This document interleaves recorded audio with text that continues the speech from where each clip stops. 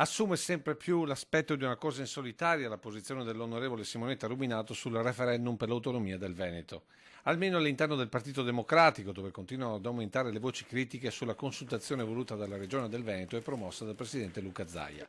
Per prima quella del segretario nazionale Matteo Renzi, che l'altra sera a Padova ha bollato il referendum come inutile e dispendioso, invitando tutti i veneti a disertare le urne. Sulla stessa linea il vice segretario e presidente del Friuli, Deborah Serracchiani. Il referendum del Veneto è soltanto politico e non serve. Il Veneto, se vuole, può già chiedere risorse e competenze, lo può fare in base all'articolo 116 della Costituzione. Vertici dunque ben distanti dalla posizione dell'onorevole Di Roncade, che in questi giorni sta presentando il suo libro sull'autonomia possibile per il Veneto e che giudica così le ultime dichiarazioni del suo segretario. C'è stato uno scivolone di Renzi alla festa di Padova, dovuto al fatto che continua a fidarsi di cattivi consiglieri.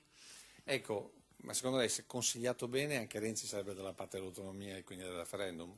Non ho dubbi, Renzi è dalla parte dell'autonomia, l'ha dichiarato quando ha visitato Trento e Bolzano. Un cortocircuito politico dunque al vertice del PD e non solo, con esponenti di partito ma anche parlamentari decisamente lontani dall'indicazione del segretario regionale del PD di promuovere il sì. Io sono autonomista, ma non andrò a votare il 22 ottobre, perché non mi piace farmi prendere in giro. Stanno spendendo soldi miei per una cosa che Zaia avrebbe già potuto e dovuto fare da anni. È una battaglia di libertà e di responsabilità per i veneti, oltre i partiti politici, quindi cosa c'è di più bello di quando ci si può battere non per posti o potere, questa non è una lotta di potere, ma per la libertà del popolo veneto. Sono soldi spesi male, ma dico di più.